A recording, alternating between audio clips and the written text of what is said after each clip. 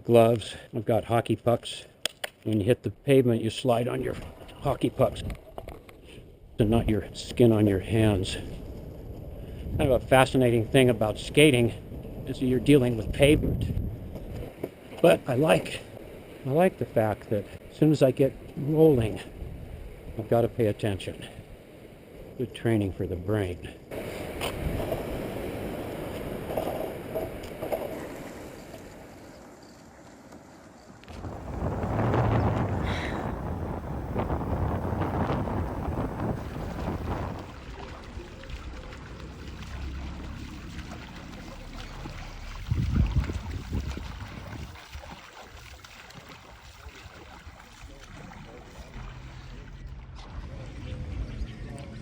Got a great chef there, and the bar has got really good Mexican food.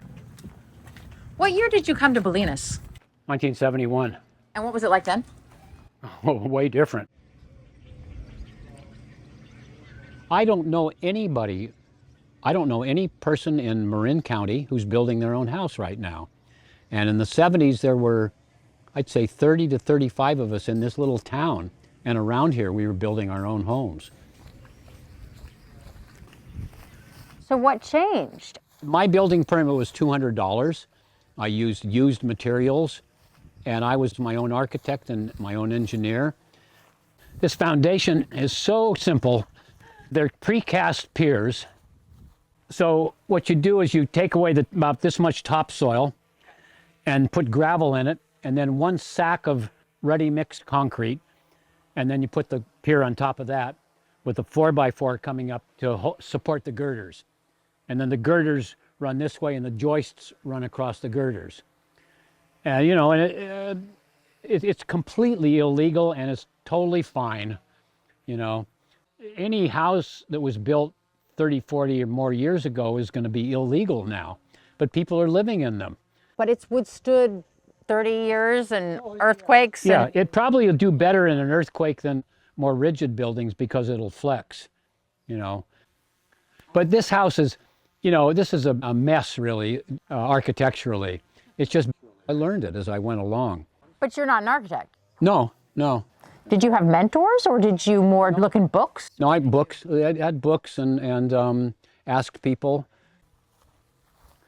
I got out of the Air Force in 1960 and moved to Mill Valley, where my wife and I had a 3/4 of an acre with an old house on it, and I started building right away after work. And gradually, as the years went by, I got more interested in building than being an insurance broker. And then eventually I got into building geodesic domes. This house it's just built in all different kinds of stages. I first had the dome. There used to be a dome here. The tower was the next thing I built. This is a 30-foot tall, 6-sided hexagonal tower that used to be attached to the dome that I had here when I was in those years of circle madness. There are a lot of difficulties whenever you stray away from rectangles, but one of the really nice things about this room here is the light coming in from all around, and it just feels good. This was during the year when I was building geodesic domes. And so then here's the top part, another set of stairs. And so if you look up at the center here, when we did that, it was a windy day and we had chainsaws and we're mitering. If I had it to do over again, I would do it differently. But anyway, that's the roof frame.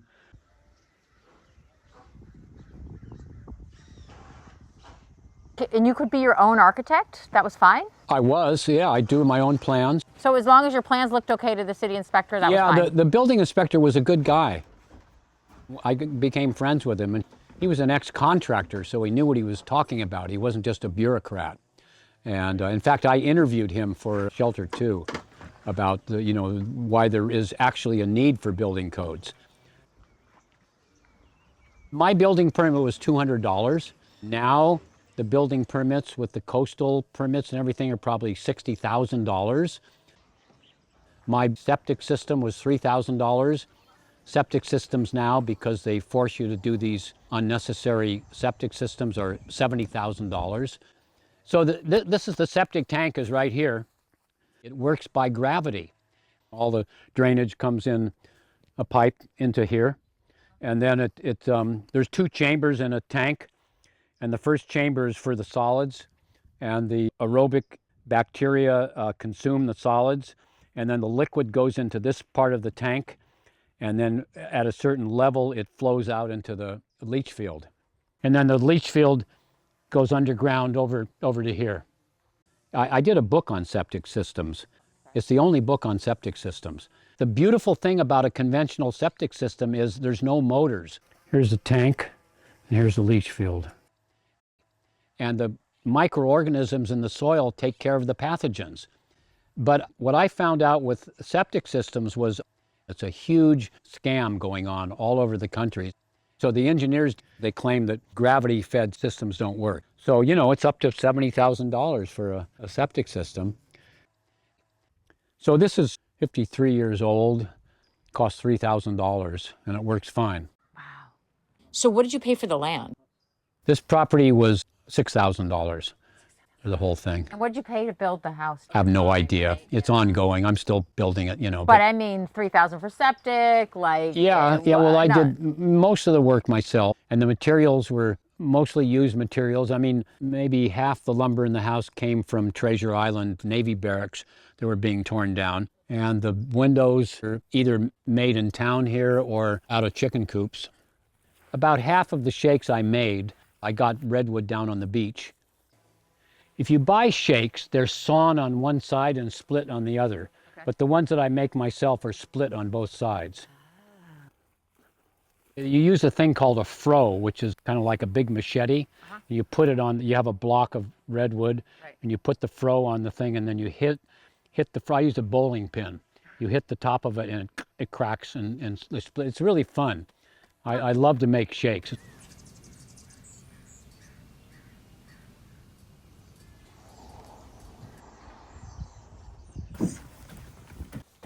You know, Leslie and I, we tried to make it farming in the 70s. Okay, so here's the pantry. So here's these crocks hold grains. This is a grain grinder. Leslie ground the grain when she made bread for 25 years. I've actually kind of worked it so I can make really all of our bread. I make bread maybe every other week.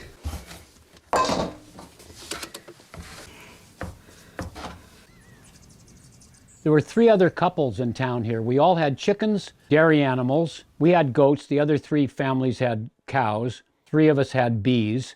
This area here to handle the milk. So this is kind of cool. This room is a pantry with it's open air, and then this sink was, you know, to clean you have to keep really clean with dairy animals. And we were selling eggs for $1 a dozen, honey for $1 a pound, goat's milk for $1 a quart. And Leslie was making English muffins that she was selling for like 25 cents or something. You had to provide for yourself. And I've just kind of, as time has gone on, enjoyed the process. You just couldn't make it at that scale. So, you know, Leslie isn't here, but she's all around me. You know, the flowers. I looked out the window the other day and there was a red flower. Oh, that's Leslie, you know. Yeah. I'm eating pretty much all vegetables from the garden now, even more than when Leslie was here. The artichokes, chard, kale. And then in the greenhouse here, I've got tomatoes, cucumbers, asparagus. This is a gin fizz type of tomato. It's very productive. You know, the soil is really rich here from the compost. Every bit of food that's waste food in this house for over 50 years is in the soil here. Yeah, see? That's great.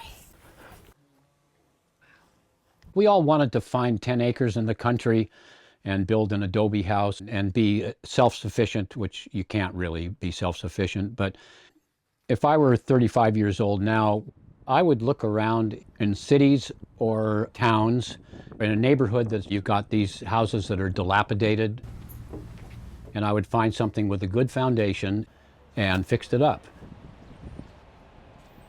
Because you've already got your electricity, your water, and your waste disposal on the site. And so that's a really good alternative. And so if they're far enough away from San Francisco or New York or LA, that's still possible to do what we did then. But the principle is to use your hands.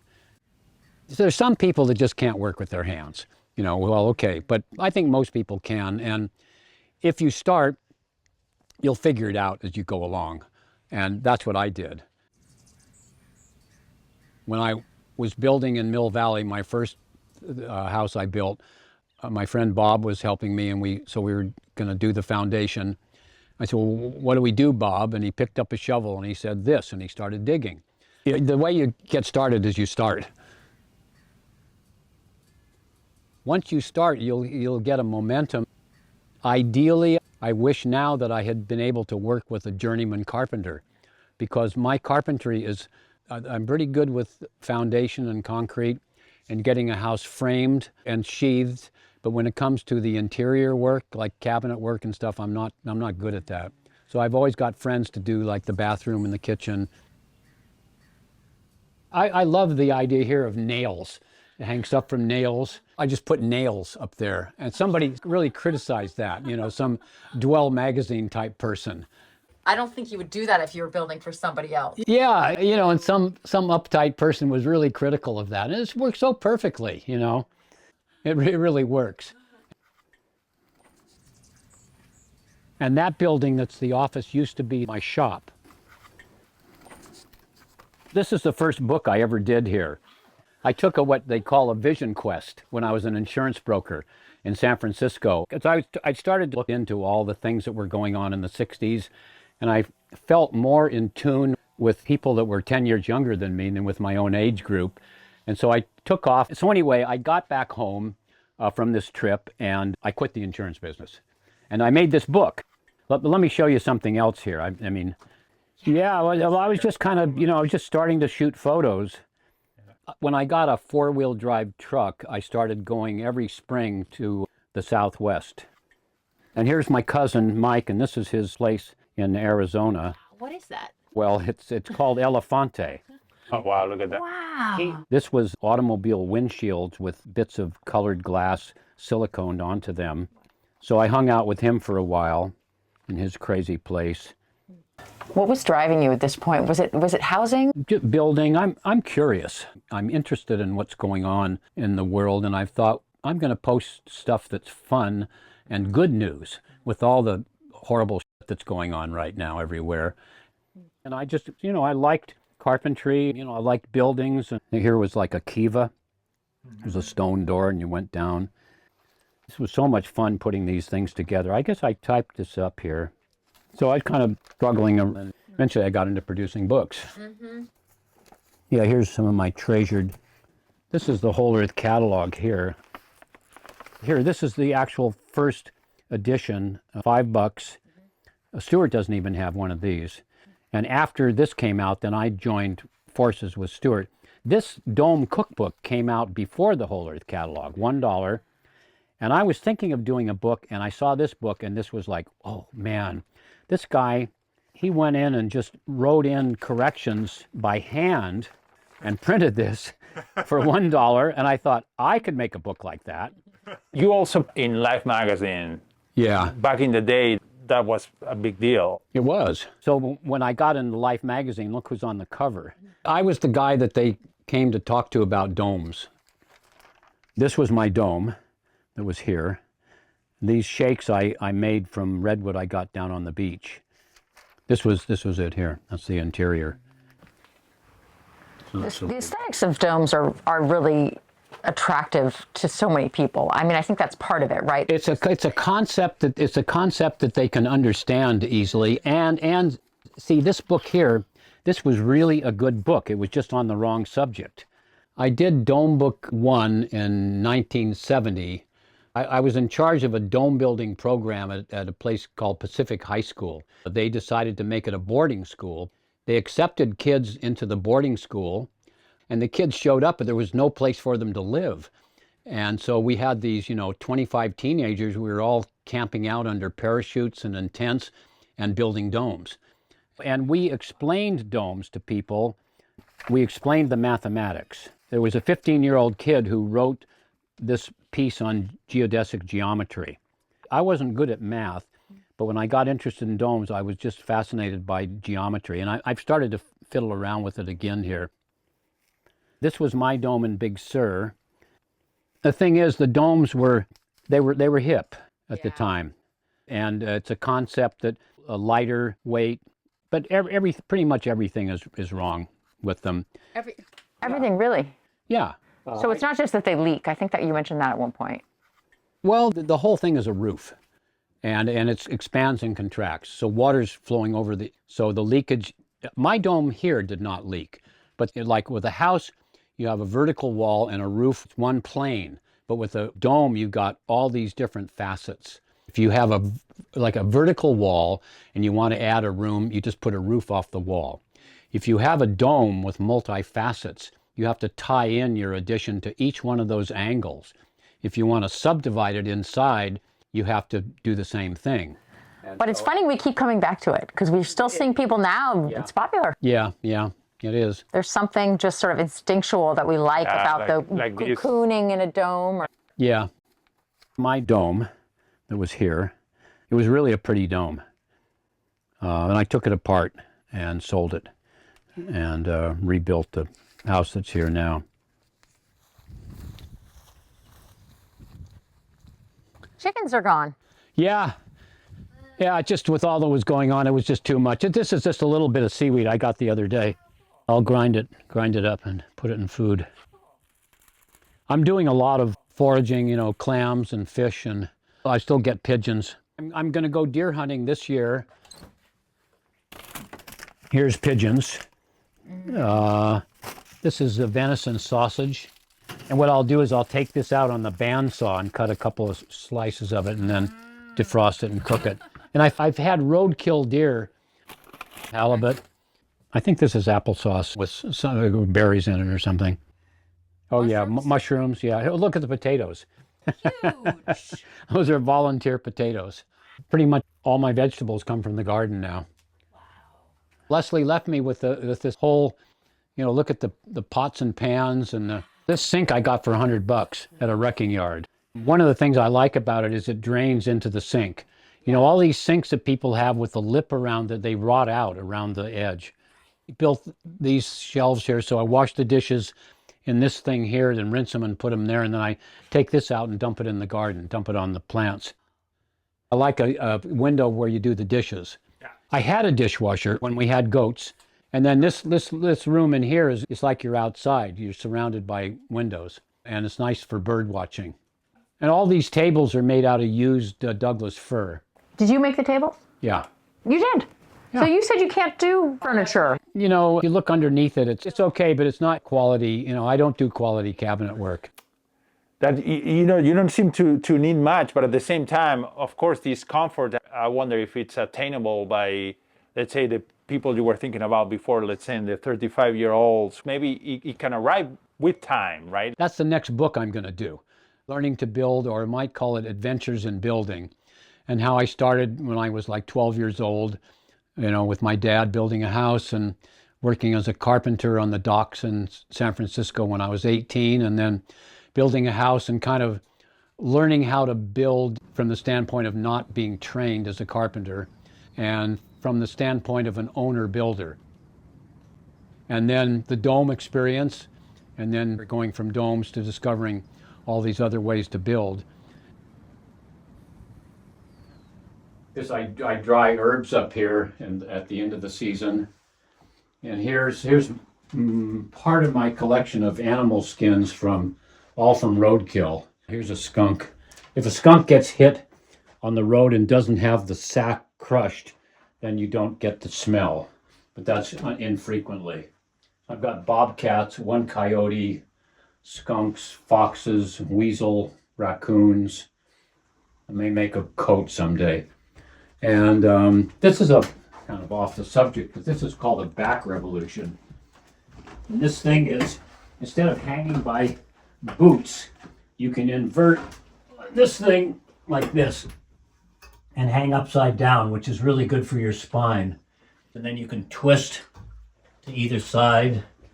And I try to do it every night before I go to bed, just a minute or two. And I think it really is good for your, for avoiding lower back problems. So that's the tower.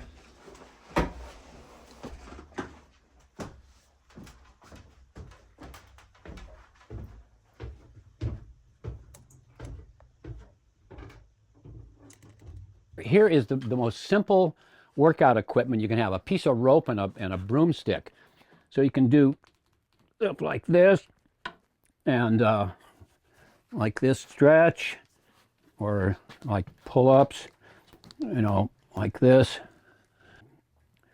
Or these things here, like that. This. So you can do all kinds of things with these. And this is something you can take in a backpack when you're traveling, or you can do like curls. This is called a VersaClimber. So you do this. And so if I do this for just 1 minute, I'll get my heart rate up. And I ought to stretch a lot more often. Well, your book on stretching, some years ago, you were saying that book was your best seller. It's been half my income for 40 years, that one book. These are all translations in different languages of stretching. It sold 3 million copies. So I did fitness books for 20 years. Yeah. Running and weightlifting and stretching. See, I'm out of breath now. And that's really good to do. I don't want to do that every day. We all are different. You know what that is? That's called stretch wear. I've set it up for every hour. So every hour you get this thing come, do you have time to stretch now? Sure. Okay, so I say okay. So then the stretches come up on the screen. And we did this about 15 years ago or so. I just couldn't afford to keep upgrading it when the operating systems changed. If you have neck and shoulder stiffness, interlace your fingers behind your back, stretch out like that, or one like this. Push your arms out in front of you, reverse them, and stretch like this. Okay, I want to show you this thing. It's called an endo board, and I think it's really important to, especially as you get older, to practice your balance. A lot of what I'm doing now is trying to stay in shape, because at my age, it's inevitable. I'm losing strength and flexibility. It's all on a decline now. So I'm doing what I can to stop that decline. Especially as you get older, it'll help you out in everyday activities, and also if you fall. Everybody says I'm in good shape, but it's a pretty low bar.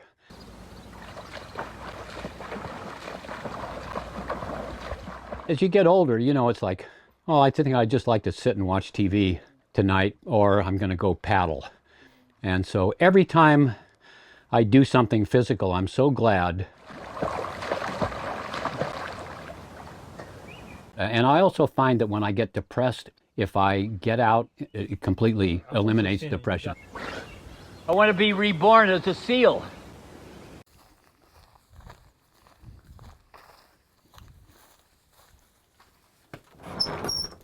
This is my paddleboard here. That's a racing paddleboard. But it's fun because it goes so fast.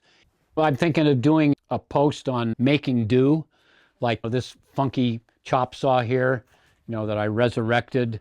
Like my coffee roaster in there is just absurd how I can't get parts for it. So I've used tape, and the top seems to come off it. So when I start it up, I put weight on top of it like this. I'm just using it until it completely. And so all kinds of things around here are just held together with duct tape. I bought a whole set of tools from the estate of a guy who worked on the Panama Canal. Things like this. Here's his drill bits. I started building in 1960, I guess, and I accumulate things, all my nuts and bolts. Well, I want to actually find some young people who are building a homestead and just give them all this stuff. I just don't need it anymore. I didn't throw away anything. I mean, this here, this. Part of the reason I've always been walking a tightrope is because I don't stick to one subject. I'm all over the place. When we found out the domes didn't work, we did the book Shelter in 1973, and the heart of the Shelter book is tiny homes. And we drew up, Bob Easton did, 5 little buildings. Here's a shed roof. Here's a low gable roof. He drew every stick of wood in the building so that people could understand how it was built. Here was a hip roof. Here was a flat roof, adobe building, and also we had photos of the different roof shapes, and then a hexagonal roof, and then here was a barn. But anyway, this was the heart of the book Shelter, tiny homes in 1973, and we showed people how to build them back then.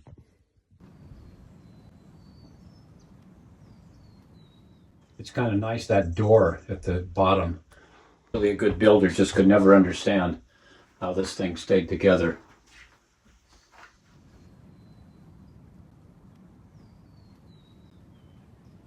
You were mentioning, Lloyd, before, speculating, for example, if you were 30 now, what would you do?